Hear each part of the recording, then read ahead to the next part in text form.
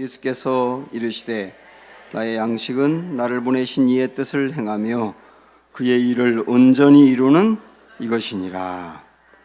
아멘. 네, 사랑합니다. 축복합니다. 둘러보시면서 인사하세요.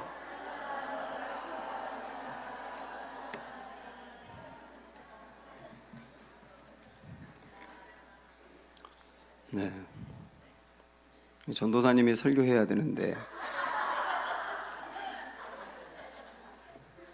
이렇게 들으면서 전도사 때 초심을 갖고 목회해라 이렇게 제가 다가왔어요. 감사합니다.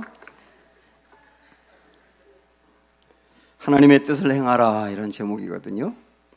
우리 육신이 건강하고 생명력 있게 살기 위해서는 양식이 있어야 되죠. 건강한 좋은 양식을 먹으면 여기 에너지도 생기고 그리고 오래 살 수 있고 굉장히 중요합니다. 그런데 우리의 그 영혼, 우리의 영도 건강하기 위해서는 양식이 있어야 돼요. 우리 대번 영의 양식 그러면 기도, 말씀 이런 걸 생각하고 또 예배 이렇게 생각하는데 당연히 맞습니다. 그런 것들을 잘 이렇게 기도를 잘 드리고 말씀을 잘 보고 예배를 잘 드리는 것은 우리의 영혼의 건강을 위해서 굉장히 중요한 양식인데, 그런데 우리가 생각지도 않던 말씀을 오늘 주님이 이 본문에서 하셨거든요. 다시 한번 보실까요? 예수께서 이르시되 나의 양식은 나를 보내신 이의 뜻을 행하며 그의 일을 온전히 이루는 이것이니라. 이게 주님의 양식이랍니다. 주님의 양식은 하나님이 나를 이 땅에 보냈고 이 땅에서 하라고 하신 일이 있는데 그 일이 무엇인지를 알고 그 일에 집중하는 게 영의 양식이래요. 무슨 말이냐면 주님이 하나님이 하라고 하신 그 일에 순종함으로 행할 때 예수님의 영은 강건해진다는 뜻이에요. 그걸 반대로 이야기하면 하나님이 맡겨진 일, 그 일에 순종하지 않으면 우리 영이 병든다는 얘기도 되는 겁니다. 그러니까 예배 잘 드리고 기도 많이 하고 그 다음에 말씀 잘 보고 이것도 굉장히 중요하지만은 내가 하나님의 말씀에 순종하느냐 그렇지 않느냐가 우리 영혼의 강건함과 병듦을 결정할 수 있다. 이런 말씀 아니겠습니까? 그래서 순종을 하는 게 중요한데 그 순종을 하려면 하나님이 나를 보낸 뜻이 있다고 그랬죠. 뜻을 아는 게 중요하단 말입니다. 그걸 알아야 순종을 하니까요. 그러면 우리가 늘 고민하는 게 사실 뭐냐면 주님의 뜻은 무엇이죠? 어떤 것이죠? 이렇게 늘 궁금하단 말이죠. 그리고 그걸 어떻게 알 수 있고 어떻게 분별할 수 있느냐 이런 것도 굉장히 궁금합니다. 우선 하나님의 뜻을 우리가 알기 위해서 하나님의 뜻을 내게 알려주세요 이렇게 기도하는 것은 잘못된 건 아니지만 그리 추천할 만한 것은 아니에요. 하나님의 뜻은 뭡니까? 하나님의 비전은 뭡니까? 이번에 제가 작정하고 하나님의 뜻을 알고 싶어요. 이전에 어떤 교회 청년부는 비전 수련회 그래가지고 처음부터 끝까지 하나님한테 내가 비전을 이번에 아주 받아야 되겠다 단단히. 그래서 하나님이 내가 이번에 비전을 알려주시면 좋겠다. 그래서 처음부터 끝까지 그렇게 기도했는데 그렇게 비전을 발견하고 뜻을 발견하는 거냐? 어떻게 하나님의 뜻을 아는 거냐? 이게 굉장히 중요하단 말이죠. 우선 하나님의 뜻을 아는 것은 그런 방법으로도 말씀을 하시지만 사실 가장 중요한 것은 이런 겁니다. 자, 이 네 가지를 잘 생각을 해보세요. 첫째, 하나님은 내 주변에서 일하신다. 하나님은 내 주변에서 지금도 일하고 계신다. 이걸 일단 아는 겁니다. 두 번째는 내가 처한 곳에서 하나님이 원하는 것이 있다. 지금 현재 내가 처한 상황 그리고 내가 처한 이 자리에서 하나님이 원하는 게 있다. 세 번째는 하나님의 뜻은 그때그때 알려준다. 하나님의 뜻을 우리에게 그때그때 알려준다. 이번에 작정하고 하나님 뜻 알기 원해요가 아니고 어떤 상황과 여건 속에서 그때그때마다 알려주신단 말이에요. 그리고 네 번째는 그것을 알았다고 한다면 그 일에 내가 동참하는 게 순종이다. 이렇게 정리할 수가 있어요. 다시 한번요. 아주 중요합니다. 우선 첫째, 하나님은 지금 내 주변에서 일하고 계시는 것을 알라 이거예요. 두 번째는 내가 처한 곳에서 하나님이 원하는 것이 있다. 현재 나의 자리, 나의 상황에서 지금 하나님이 원하는 게 있다. 지금. 세 번째는 하나님의 뜻을 그때그때 알려주신다. 그때그때 알려주신다. 그리고 네 번째는 그 일을 알았다면 순종해라. 동참하는 게 순종이다 그 말입니다. 그러면 이 네 가지를 잘 한번 생각을 해보세요. 하나님 뜻을 아는 중요한 길들이거든요.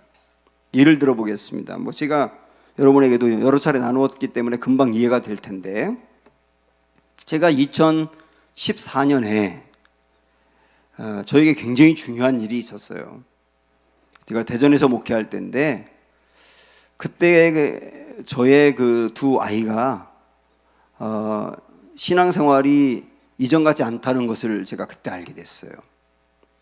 이 아이들이 어릴 적부터 고등학교 때까지 굉장히 교회 열심이고, 그 다음에 회장하고 그러면서 선교도 가고 다 그렇게 열심히였는데, 대학교를 들어가고 난 뒤부터 조금 이상하더니만 예전만큼 열심을 내지 않는 겁니다. 그래서 그게 늘 저에게 불만이었고 마음에 걸렸고, 그래서 한번 작정하고 아이들을 꾸중을 했는데, 아이들이 저한테 뭐라 그러냐면 엄마 아빠하고 우리는 달라 그러는 거예요. 제가 그 말을 들었을 때 아무 말도 못하고 얼어붙었었거든요. 그러면서 그때 이걸 심각하게 제가 받아들이며, 이제 우리 장로님들하고 나눌 기회가 있었는데, 장로님들이 그때 당시에 13분이었는데요 13분의 장로님들도 다 이런 고민을 하고 있는 거예요. 아예 교회하고는 전혀 담을 쌓고 아예 안 나오는 사람도 있고, 굉장히 이렇게 교회에 대해서 대항하는 사람도 있고, 다 우리의 고민이. 그래서 목사님들하고 제가 모임을 가지면서 또 이런 문제를 꺼냈는데, 목사님들 중에서도 서너 분이 이런 문제로 고민을 저하고 똑같이 하고 있는 거예요. 그래서 이거 안 되겠다, 정말 안 되겠다, 이러다가는 큰일 나겠다 싶어서, 그때 제가 딱 깨달은 게 뭐냐면, 이 다음 세대들 제대로 교육해야 되겠다, 이런 생각을 한 거예요. 어릴 적부터 부모가 교회를 가라 그러면은 교회 열심히 나오고 친구가 있으니까 잘 나오고 고등학교 때까지는 가능하단 말이에요, 그게. 근데 청년이 되고 난 뒤에는 진짜 믿음을 갖고 열심을 내는 거거든요, 그때부터는. 그래서 어릴 적에 애들을 제대로 양육하지 않으면 큰일 나겠다는 생각이 저에게 버뜩 들면서, 그때 주님이 제게 주신 마음이 다음 세대 살려라 였어요. 다음 세대 살려라. 그게 저에게 너무나 강한 하나님의 뜻으로 다가온 겁니다. 다음 세대 살려라. 그래서 그걸 놓고 목사님들과 이야기할 때, 한 목사님이 정말 다음 세대를 제대로 살리는 교회가 있다, 우리 그 교회 가보자 해서 대구의 열방교회를 간 거예요. 그리고 그 목사님과 대화를 나누면서 제 안에 불이 떨어졌습니다. 이거 정말 제대로 살릴 수 있겠다. 그러면서 그 목사님을 초청을 해가지고 교회에서도 부흥회를 하고 세미나도 하고, 그러면서 다 같이 이 다음 세대 살려야 된다는 것에 대해서 함께 불을 받았으면 좋겠다, 이런 생각을 제가 하게 된 거죠. 그러면서 이 문제를 놓고 기도할 때 하나님께서 제일 먼저 시작하게 한 게 다음 세대들도 제자훈련을 했으면 좋겠다 하는 거였어요. 저는 계속 한 20년 동안 지금까지 계속 제자훈련을 해왔는데, 다음 세대의 제자훈련을 그렇게 강조하지 않았거든요. 근데 그때 제 마음에 탁 다가온 거예요. 다음 세대들 제자훈련 해야 된다. 어른들도 제자훈련하면 변하는데 다음 세대들은 훨씬 더 빨리 변하거든요. 그래서 다음 세대 제자훈련을 초점을 두고 시작하면서 하다 보니까 교인들이 거기에 동참을 하는 거예요. 어떤 분은 다음 세대를 양육하기 위해서 유치부 아이들은 이 프로젝트를 보여주면서 해야 되는데 유치부실에 프로젝트가 없다 그러니까 한 분이 150만 원 헌금해가지고 프로젝트를 사주더라고요. 근데 아이들 교회 나와서 하려면 간식이 필요하다 그러니까 한 분이 간식비로 굉장히 많은 돈을 들이면서 하더라고요. 그분들은 뭐라고 말하냐면 그렇게 하는 게 동참하는 거라고 느꼈다는 거예요. 동참이라고 하는 것은 굉장히 다양합니다. 굉장히 다양한데 하나님이 각 사람에게 동일한 마음들을 부어주시면서 이끌어 가시는 건데요. 저는 그때 그걸 알면서 어떤 생각을 하게 됐냐면 하나님이 하나님의 뜻을 그때그때마다 필요한 순간에 부어주신다는 거예요. 그러면 하나님의 뜻이 무엇인지를 알고 그 일에 내가 순종하면 그 다음에 열매가 나오는 거예요. 열매가. 그 열매는요, 하나님이 내게 능력을 부어주어서 주님의 일을 하게 하는 경우도 있고, 그거보다는 사실은 더 엄밀히 이야기한다면 주님이 내 안에서 그분의 일을 하시는 거예요. 주님이 내 안에서 그분의 일을 한다고요.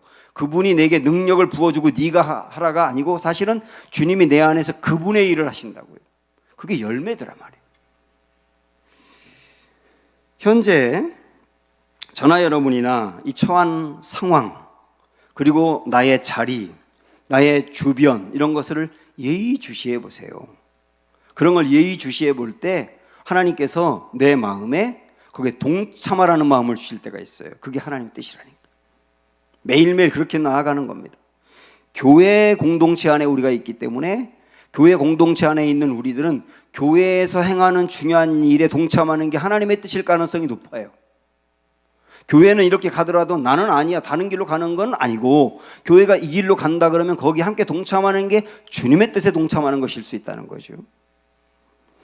교회만이 아니고 이런 눈을 가지고, 이런 생각을 가지고 나의 가정, 일터, 내가 만나는 사람들과의 사이에서도 매 순간 이렇게 안테나를 열어가지고 내가 이 일에 동참하기를 원하는가, 이런 마음들을 늘 이렇게 열어놓고 본다면 매 순간순간마다 주님은 하루씩 이렇게 내가 해야 될 일을 말씀해 가시는 거예요.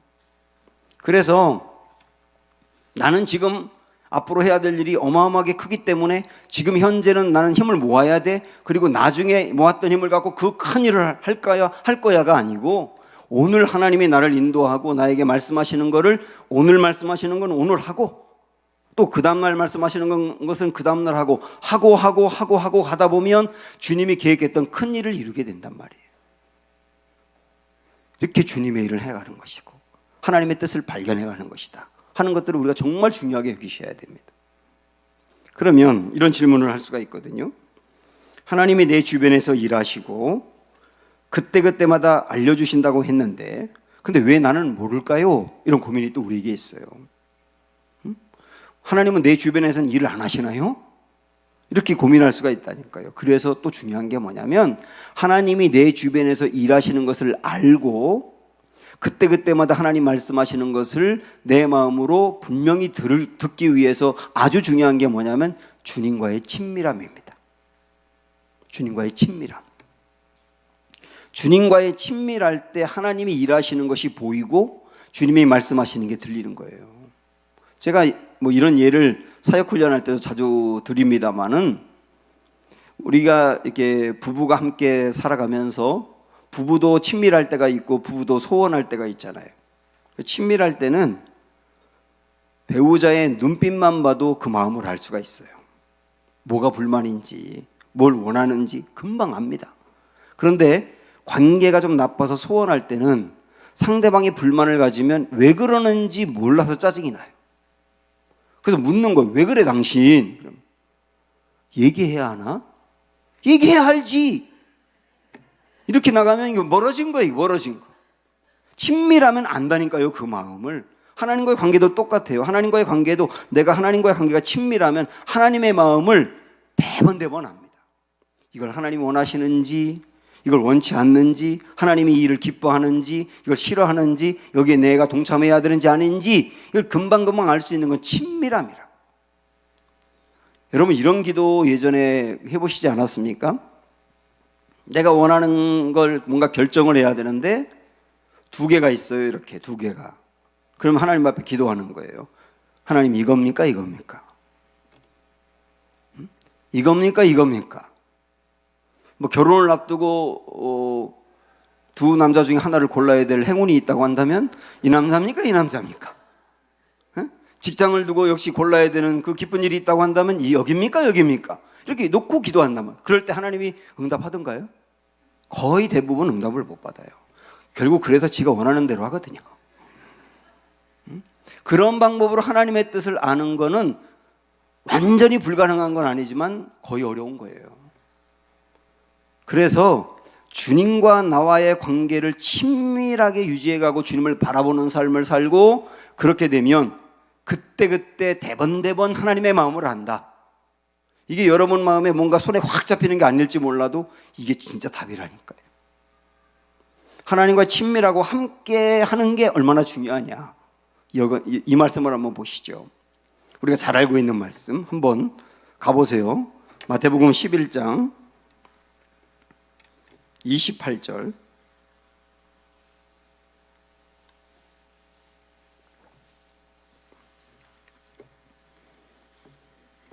마태복음 11장 28절. 자, 28절 보시면, 수고하고 무거운 짐진 자들아 다 내게로 오라, 내가 너희를 쉬게 하리라. 이게 기가 막힌 말씀이잖아요. 수고하고 무거운 짐을 지고 사역하거나 세상을 살아가거나 그러는 사람들은 다 내게로 오라, 내가 너희를 편히 쉬게 하리라. 이렇게 말씀하셨어요. 그러면 어떻게 할 때 편히 쉴까? 이게 중요하지 않습니까? 그 다음 절 보시면, 나는 마음이 온유하고 겸손하니 나의 멍에를 메고 내게 배우라 그랬어요. 그러니까 편히 쉬는 길이 여기 있다고요. 나는 마음이 온유하고 겸손하니 내게로 와서 나의 멍에를 메고 내게 배우라. 자, 여기서 여러분 멍에라고 있는데요. 멍에가 뭡니까? 소 여기 매는 게 멍에죠. 우리나라는 소 한 마리에다 하나씩 매주죠. 근데 이스라엘은 그렇게 하지 않고 두 마리를 하나로 매줍니다. 두 마리를 하나로 매줘서 두 마리가 함께 일하게 만들어주는 게 이스라엘의 멍에예요. 우리 그러니까 그걸 생각을 하는 겁니다. 주님이 나의 멍에를 메고라고 말씀한 것은 뭐냐면, 야, 너 나와 함께 멍에를 매자 해. 응? 나와 함께 멍에를 메고 일하자. 너 혼자 일하지 말고 나와 함께 멍에를 메고 일하자. 그 말은 다르게 말한다면 너 나와 정말 친밀해진 상태로 함께 일하자 해요. 그래서 너의 멍에를 메고라고 말하지 않고 나의 멍에를 메고라고 말한 거예요. 주님이 먼저 맺고 나와 함께 매자고 말씀하시는 거예요. 그러면 보세요. 다시 보세요. 29절에 중간쯤에 나의 멍에를 메고 내게 배우라 그랬어요. 내게 배우라. 내게 배우라고 하는 말은 뭐냐면 짐 지는 법을 배우라. 수고하고 무거운 짐을 진 사람 오라고 했으니까 짐 지는 법을 배우라. 어떻게 짐 지면 된다고요? 주님과 함께 같이 멍에를 메면 된다고요. 그거 배우라는 거예요.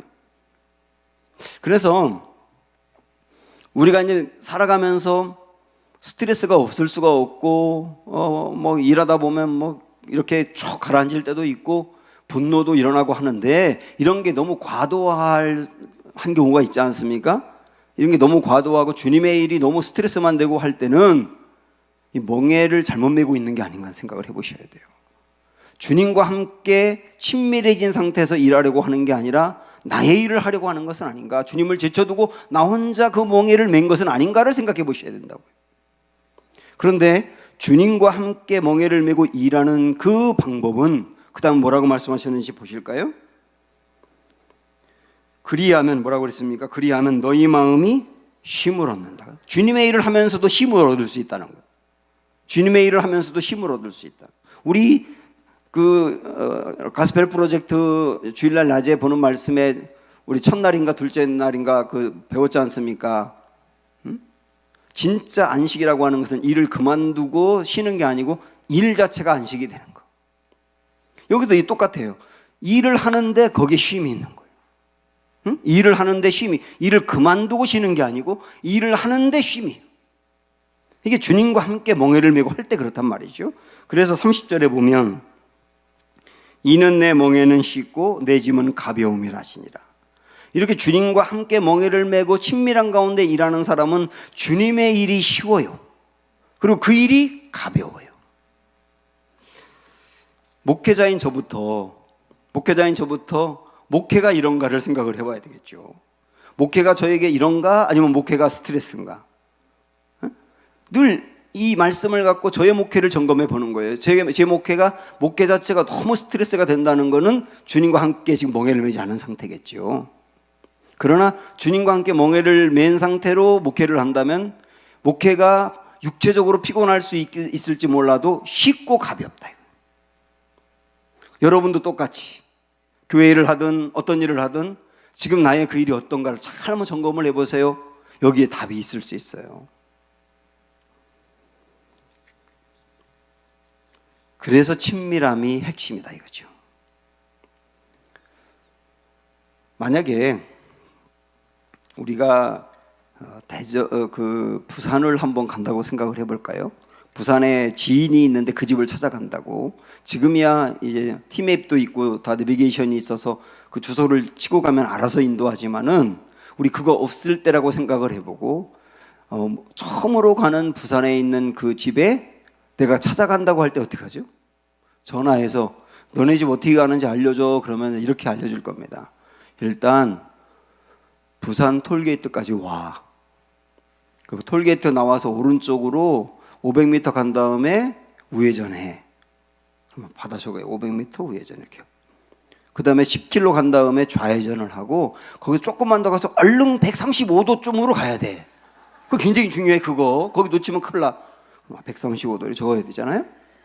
그리고 간 다음에 그 골목에 슈퍼가 하나 있는데 그 슈퍼를 보자마자 우회전을 하고 세 번째 집 파란 지붕이 우리 집이야. 다 보고 찾아가야 돼. 이게 보통 일이냐고 이게. 신앙생활을 그렇게 하는 분들이.